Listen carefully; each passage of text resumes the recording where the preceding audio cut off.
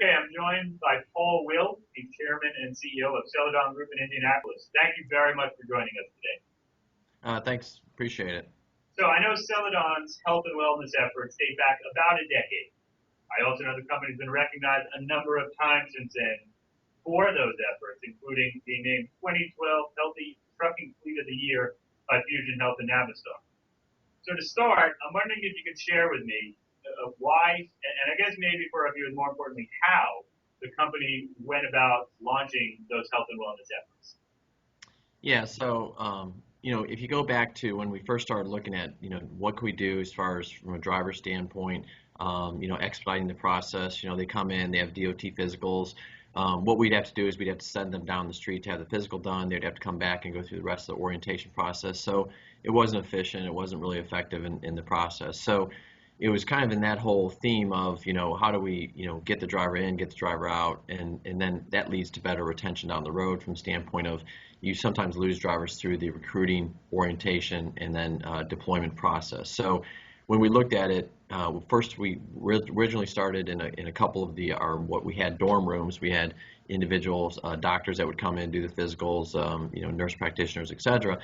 And then we've expanded that over the years to have a separate standalone building that actually does, the physicals, the drug testing, and then we've further expanded that individual standalone building to be able to do stuff for not only the drivers but the administrative staff and beyond just the DOT requirements. But if a driver's over the road, he's got a 53-foot trailer, dragging behind him.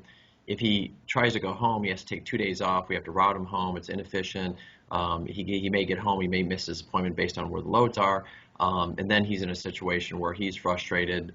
He doesn't meet his appointment, and then he's got to do it again. So what we thought was if they come through Indianapolis, they could park their truck, park their trailer, come in, do what they need to do at the office. But we're also providing them the opportunity to meet with the doctor and have more of a physician, as a general practitioner type relationship, and then they feel comfortable, and then they will end up doing more for their own health and wellness than they otherwise would.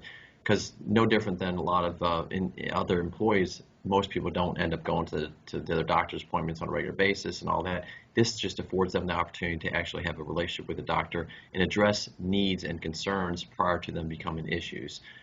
So when you look at the whole population of the driving force, with what we started doing years ago was through when we opened the clinic, was we started doing health risk assessments, looking at your blood pressure, your cholesterol, all of those type of metrics, and try to start to get in front of both the drivers and administrative employees to help them better manage their own health so that they could be a better, more productive driver and have a better, personal life as well as a work life. So how were you able to get drivers both initially engaged into this as these plans sort of have started and rolled out and advanced? Because also, how have you been able over the years to keep them engaged, to continuing to improve maybe other areas of their health as the plans have developed? Yeah, it's a good question. I mean, it's like I was saying, it's really challenging just in general, but especially with this population of drivers that are out 2 or 3 weeks at a time over the road. So it's really engaging them right from the get-go, right through the orientation process, having them meet with the individuals within the clinic, the doctors, the nurse practitioners, and then communicating to those drivers as they come through orientation, here's what we have to offer. We further started driving school down the street within our same industrial complex that has both exercise equipment. It's got exercise classes, spinning. It's got some light weights. It's got a clinic down there as well. So especially the students, when they come through the same thing, that they have an opportunity to really get engaged in the whole health process right from the get-go. So in addition to getting engaged right from the get-go, doing the health risk assessment, really evaluating how we can better help them help themselves, we stay in front of them. So many times you walk around a truck that's a mile. When you go to what can you do over the road to help yourself be better from a health standpoint. If you have high blood sugar, what can you do? So we put refrigerators in all the trucks that we currently supply to drivers. We have inverters in there so that they could actually use microwaves. They could actually have the power of the refrigerator, so there's no chance that it'll not be powered and therefore food will spoil. So they could actually get fruits and vegetables and some of the things that otherwise that they wouldn't necessarily get at truck stops. So they could eat healthier. So it's really just continuing to condition them to do the right things, put them in a position where they've got the tools and the capability of having doctors, having the right amenities within the cab of the truck, having the right, opportunities to exercise and be coached by individuals within the organization when they're through the terminals.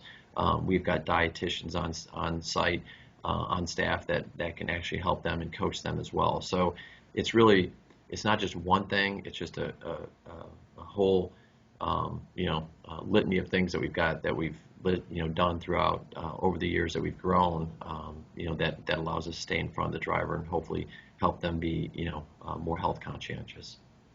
Are you fairly confident that all of these different steps that you've been laying out had a direct impact on driver recruiting and retention? We think it is, but it's one of those soft things. So when Steve Russell originally, when we were going through the whole process of looking at the clinic and building the building and making the investment, his question, he's a numbers guy, so his question was, how much is it going to save and what's it going to do financially? And when it's all said and done, my comment was, end of the day, you can't really put a number on it. I think in general, healthcare costs will always go up. So can you minimize the increases is kind of what my conclusion was. So then if you say, all we're going to do is minimize the cost increases, but we're going to help our employees. One could argue that a lot of drivers turn over a lot, so they're transitory in nature, but still it's for the better good of the employees. If they stay or don't stay, we want them to stay, but if they're going to stay, let's do the best we can for them. If they're going to leave, they're going to leave anyway, but do the right things and try to help them, from a health and wellness standpoint. So it's really more of a cultural thing that we've tried to embrace within the organization more than anything else. And we think it's helping, but it's one of those soft items where you don't necessarily know if it's truly helping or not. Many other questions we have received from viewers surround return on investment. Mm-hmm. Can you share a little bit, if not that was driver retention, maybe a soft figure, is there anything you can share about what the return on investment has been on some of these investments in the health and wellness area? We have some stats internally that show, productivity. Productivity is one where I think, how do you define the productivity? But I think a really good example is a driver over the road. You can't say, okay, here's how many hours we saved that driver didn't have to get routed all the way through his house, but he actually, when he was coming in for a PM for his truck, or if he was coming through for a safety evaluation or whatever the case is, he was also able to stop and meet with the doctor, get his physical done, get his prescription for whatever he needed refilled. But then if you think from an administrative staff as well, an individual that does not have to then make a doctor's appointment to leave, so you have to leave the office at, call it 1:30 to be at a 2 o'clock doctor's appointment. You get there, and it's inevitable that you're not going to get in at 2. You're going to get it more like at 2:45 or 3 o'clock, and then by the time you eat out and get back, you've burned 3 or 4 hours of non-productive time or time that you're not going to get paid for. Whereas in Indianapolis at our clinic, you can actually set your appointment. You could set your appointment for 2 o'clock. You could walk over there at 5 till 2. You could be out of there at 2:15, 2:30. You could be back to work, and you're only talking about 35 minutes. There's a lot of productivity gains and savings by that. Plus, we have the clinic open every other Saturday, so that you could actually engage and have your family. So then you're saving the individual on their deductibles and their co-pays, because we don't charge when they come in to use the clinic, whereas if you went to an office visit, you'd pay anywhere between $90 to $100. So it's that whole, you're saving them money, you're engaging them, and you're getting them to do things they otherwise wouldn't necessarily do on a regular basis, meeting with doctors. So there's productivity gains, there's cost savings for the individual, and then that goes back to the cultural thing, where I think we're trying to build a culture that we're trying to help the individual both financially and be concerned about their health and wellness. Some viewers may be from smaller fleets than Celadon size. They have some limited means and resource. What advice might you give someone who's saying, now is the time where we really need to get involved more so than ever before in health and wellness? What advice might you give them about a first step in terms of developing a program?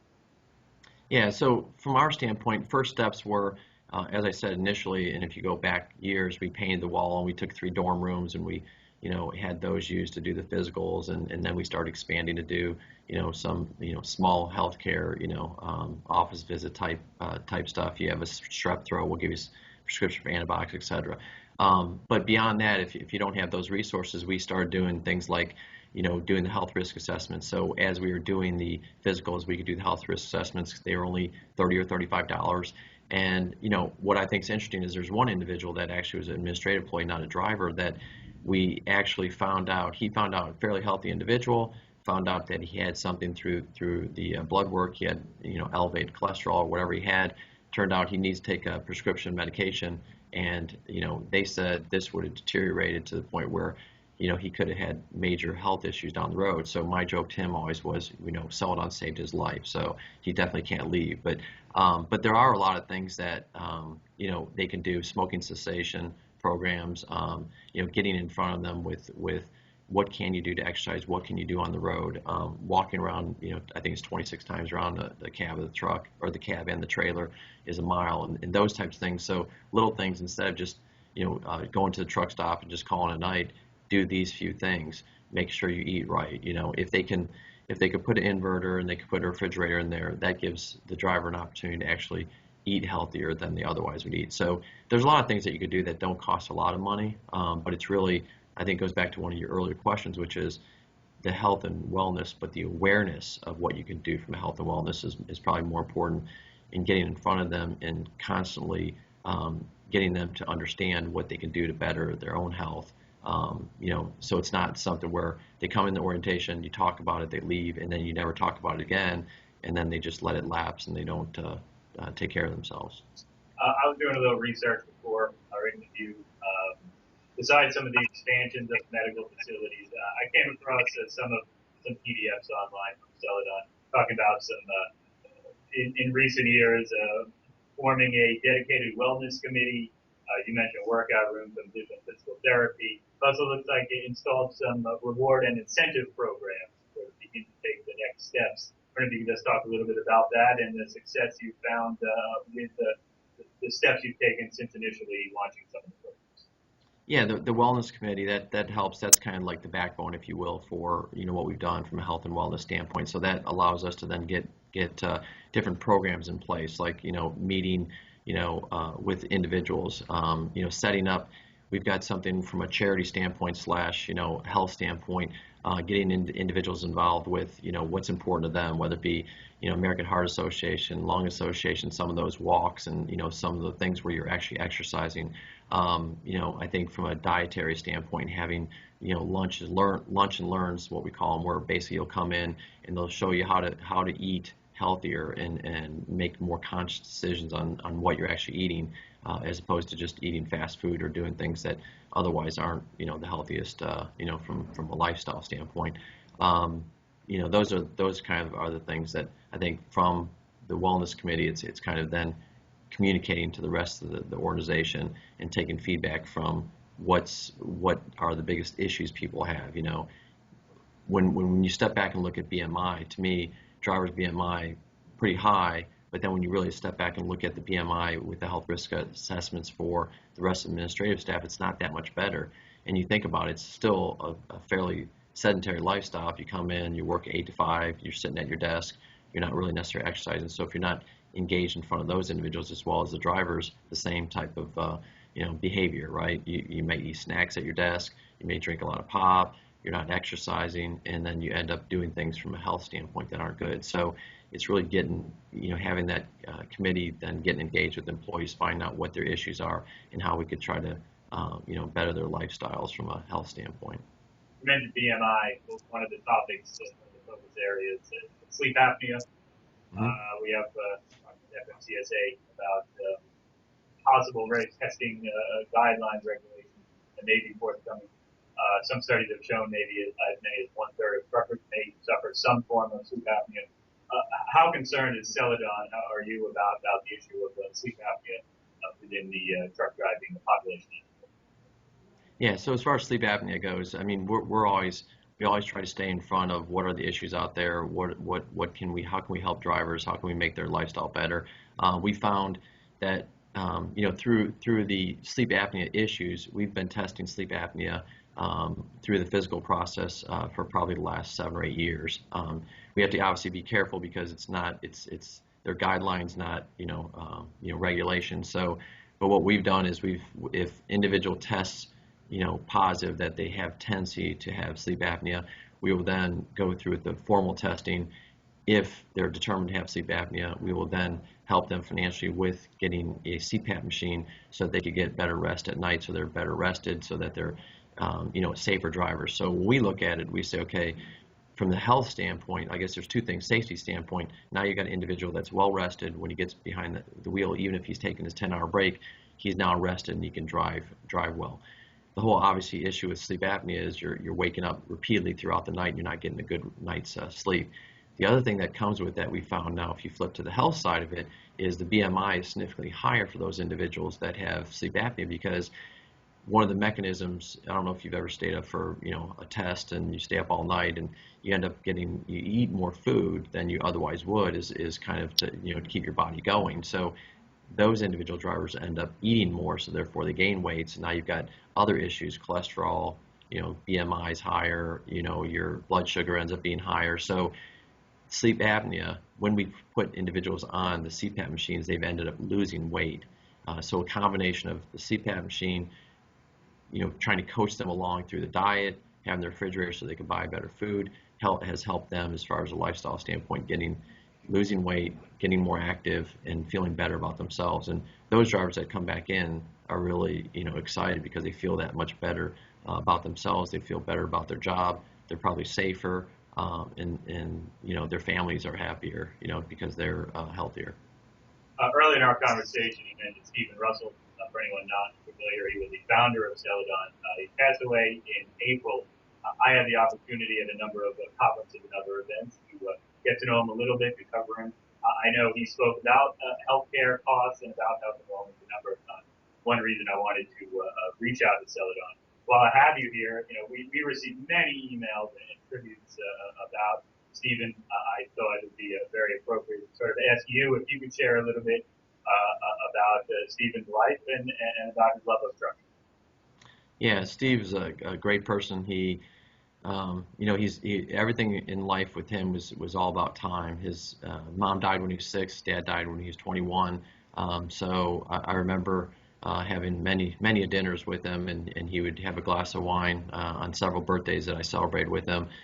Every birthday after the age of 42 was kind of a blessing from his standpoint, since it was 1 year longer that he's lived, and he lived to what you'd say the ripe old age of 76. But he was a very passionate individual, one that really engaged the employee, loved all employees, but really had a passion for the drivers, the health of the drivers, and things that can make a driver's life better. So the whole healthcare side of it, the whole wellness side of it, he really embraced, and he embraced it with drivers. Sometimes, I think I'll throw one funny. What I think was funny was there's like a pitch in, and a few of the drivers, because we have an open door policy. Steve's always believed in that, but we had an open door, or we had a open pitch in, so a few drivers showed up, and one driver was he was probably 450, 475 pounds. He came in, he had a few desserts on his plate, and he started making a conversation with Steve.